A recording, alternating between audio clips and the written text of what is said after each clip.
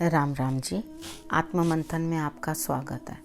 आज मैं आपको 7वें नवरात्रे के बारे में, जो माँ काल रात्रि की पूजा होती है, उसके बारे में बताने लगी हूँ। माँ को माँ काल रात्रि क्यों कहा जाता है? क्योंकि उनका रूप जो है वो थोड़ा डराने वाला है, लेकिन उनकी कृपा डराने वाली नहीं है। उनका नाम शुभंकरी देवी भी है, उनको शुभंकरी भी कहा जाता है क्योंकि वो हमेशा शुभ ही करती हैं।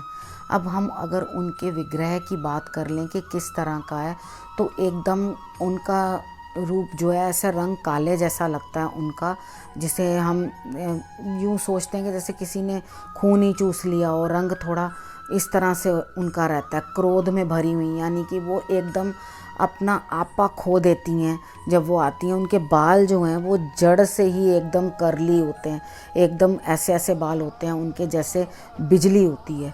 तो उनके बाजू में या हाथों में भी आप देखोगे तो इस तरह से लगता है जैसे कड़कती हुई बिजली के ही उन्होंने जेवर पहन रखे हैं, उसी तरह से हैं।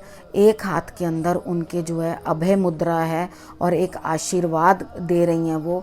एक दूसरे हाथ में उनके एक लोहे का कांटा है और एक खड़ग है जिसके ऊपर खून लगा हुआ है, यानी कि वो किसी का रक्त बहा चुकी हैं। ये उनके विग्रह को देख के पता चलता है। वो गदर्प पे बैठे हुए हैं, गधे पे, ठीक है, उस पर बैठे हुई हैं, तो ये उनका वाहन है। तो उन्होंने क्या किया है कि उन्होंने जितने भी दुष्ट हैं उनका नाश किया है। जब इनके इतने बुरे तरीके, रक्त बीज का भी उन्होंने लहू सारा पी लिया था। वो जैसे जैसे बूंदें गिरती थी रक्त की ज़मीन पे, उसको वरदान था कि नया रक्त बीज, मतलब उसी रक्त से एक और पैदा हो जाता था राक्षस। तो माँ ने हमारे लिए क्या क्या नहीं किया।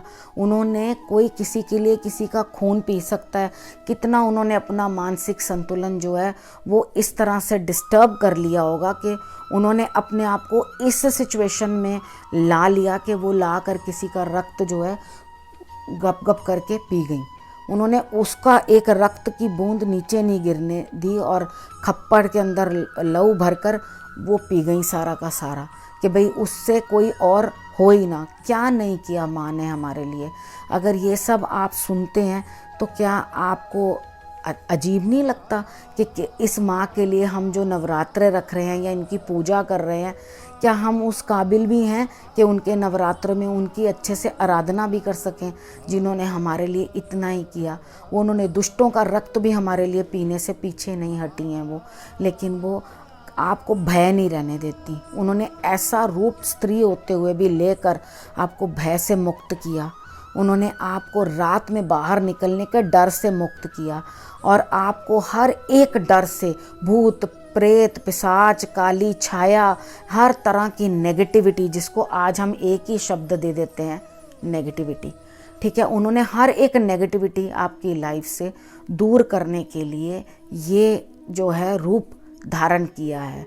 तो उसके बाद क्या आपका कर्तव्य नहीं बनता कि आप माँ से ये समझें कि वो आपको क्या समझाने की कोशिश कर रही हैं, किस तरह का आपसे वो सोचती हैं।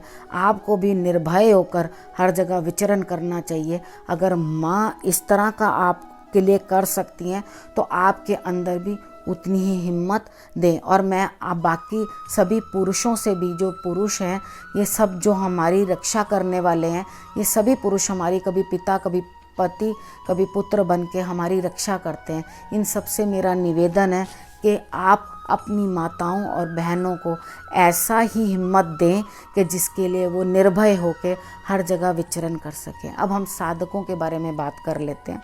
साधकों के बारे में बात करने के लिए सबसे बड़ी बात यह है कि आपको सहस्त्रार चक्र के अंदर अपना ध्यान जो है वो करना चाहिए। आज के दिन का ध्यान आपका उधर होना चाहिए और आपको माँ जो जो वरदान दे रही है, माँ जो जो वरदान देती है अपने, वो लें। उनके रूप को देखकर आप डरे नहीं।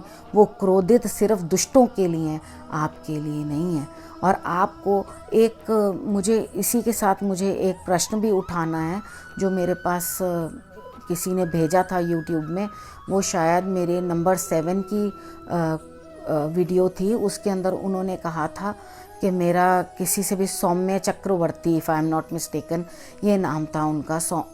मैं शायद सही से स्पेल कर रही हूँ, ठीक है। तो उन्होंने मुझसे ये पूछा कि मेरी किसी से बनती भी नहीं है, मैं बहुत नाराज़ भी रहता हूँ हर किसी से, तो मेरी आपसे ये प्रार्थना है कि आप आज माँ की आराधना करें और आप मेडिटेशन करके अपने चक्र एक्टिवेट करें, और आप उपाय के तौर पे पश्चिम की दिशा में अपने घर के आप तिल के तेल का दिया रोज़ाना जलाएं।